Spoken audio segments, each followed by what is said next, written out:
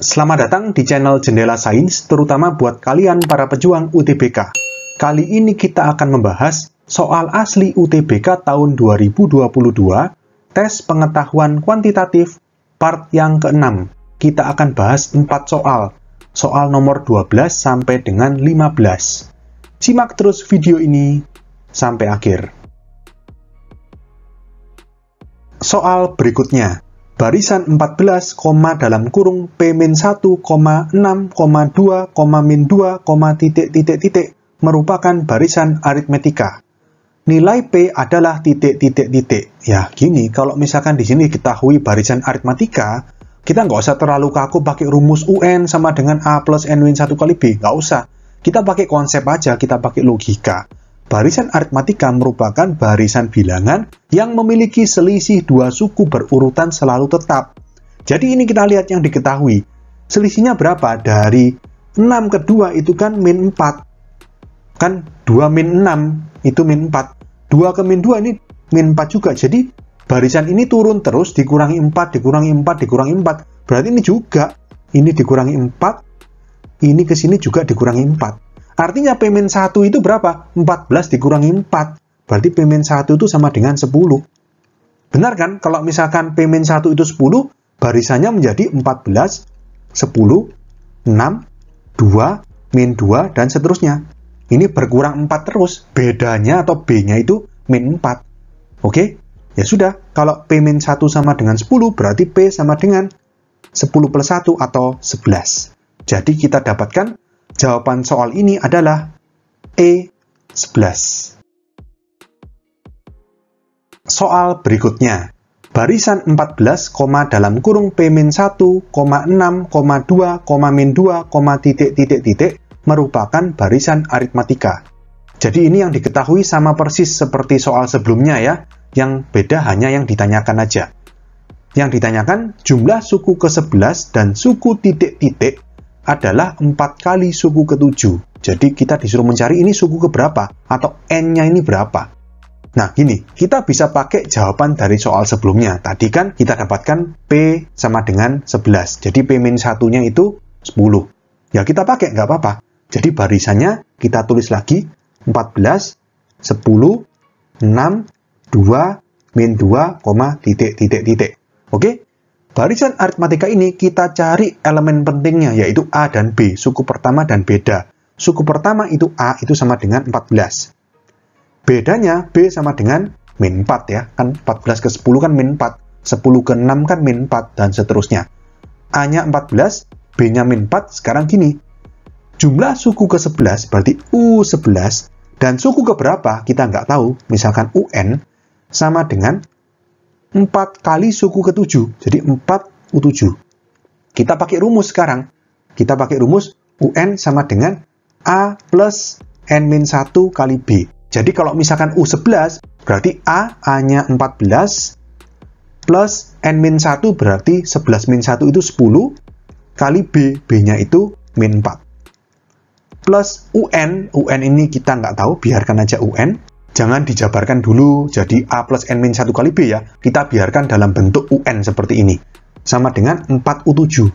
Berarti 4 dikali U7 itu A plus N-1 kali B lagi. A-nya 14 plus N-1 berarti 7-1 ya. Kan sekarang N-nya 7. Berarti 6 kali B. B-nya min 4. Kurung tutup lagi. Ini kita hitung 14 min 40 plus UN sama dengan 4 dikali dalam kurung 14 plus 6 kali min 4 itu min 24. Berarti 14 min 40 itu min 26 plus UN sama dengan 4 dikali 14 min 24 itu min 10. Berarti min 40. Berarti UN sama dengan min 40 plus 26. Berarti min 14. UN sama dengan 14, kita cari N-nya. Kita pakai rumus ini. Berarti yang ruas kiri kita ganti dengan A plus N-1 kali B. Berarti A-nya itu 14 plus dalam kurung N-1-nya nggak tahu. Kita cari N ini berapa, kali B-nya min 4. Sama dengan min 14. 14-nya kita pindah ke ruas kanan. Lalu N-1 dikali min 4 ini dibiarkan aja, jangan diekspansikan.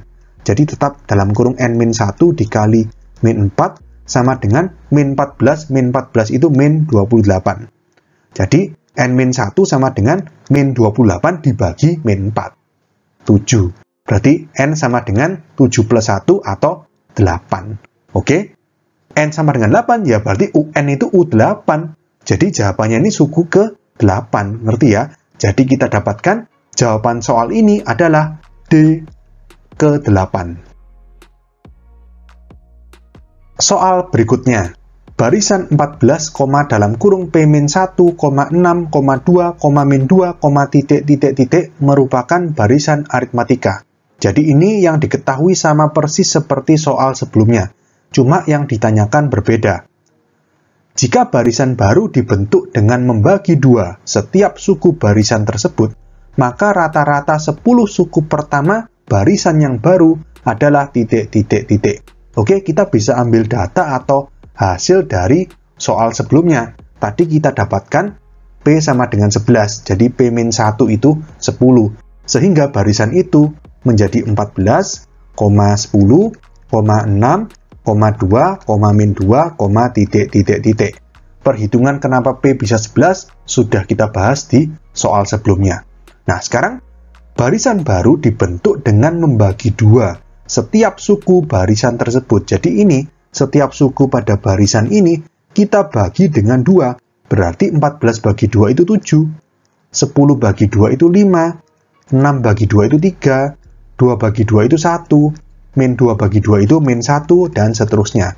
Sehingga terbentuk barisan baru yang juga merupakan barisan aritmatika, karena ini selisihnya min 2, ya kan? 7 ke 5 itu kan dikurangi 2, 5 ke 3 itu min 2 juga, 3 ke 1 itu min 2, 1 ke min 1 itu min 2, dan seterusnya.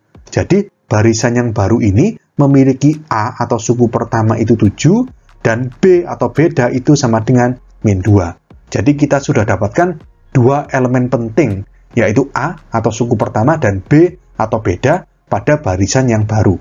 Sekarang kita hitung rata-rata 10 suku pertama barisan yang baru itu berapa. Rata-rata berarti kan jumlah semuanya U1 tambah U2 tambah U3 sampai dengan U10 atau dengan kata lain S10 dibagi dengan 10, ya kan? Berarti S10 dibagi 10. Ya sudah, kita cari S10 dulu. Kita pakai rumus Sn sama dengan, ini kan UN nggak diketahui, kita pakai rumus N per 2 dikali dalam kurung 2A plus N-1 dikali B. Kita cari S10, berarti N-nya 10 sama dengan 10 per 2 ya, N-nya diganti dengan 10, dalam kurung 2A, A-nya 7, 2 kali 7, plus N-1 itu 9, langsung aja, kali B, B itu min 2. Berarti sama dengan 10 per 2 itu 5, dalam kurung 2 kali 7 itu 14, plus 9 kali min 2 itu min 18. Berarti sama dengan 5 dikali min 4. Berarti S10 sama dengan min 20. Ini jumlahnya. Kalau rata-ratanya, rata-rata itu berarti sama dengan S10 per 10. Berarti sama dengan min 20 per 10, berarti sama dengan min 2. Oke, jadi kita dapatkan jawaban soal ini adalah A, min 2. Soal berikutnya. Limit X mendekati 1, X pangkat 2N min X per 1 min X sama dengan titik. Oke, kalau mendapatkan soal limit, kita harus cek. Kita masukkan 1 ini ke fungsi ini. Kita masukkan 1 pangkat 2N, 1 dipangkatkan berapapun kan 1. Dikurangi 1 itu 0, berarti pembilangnya nilainya 0.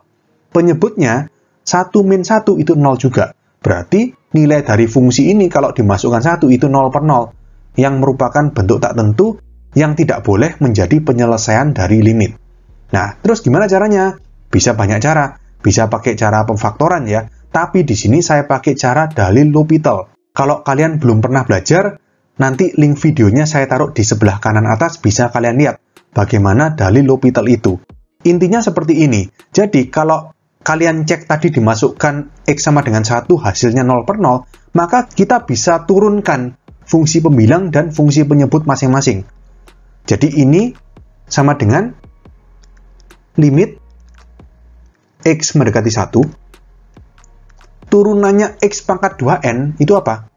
Berarti kan 2N dikali X pangkat 2N min 1. Pangkatnya turun, lalu pangkatnya berkurang 1. Ingat ya, kita pakai rumusnya turunan fungsi aljabar.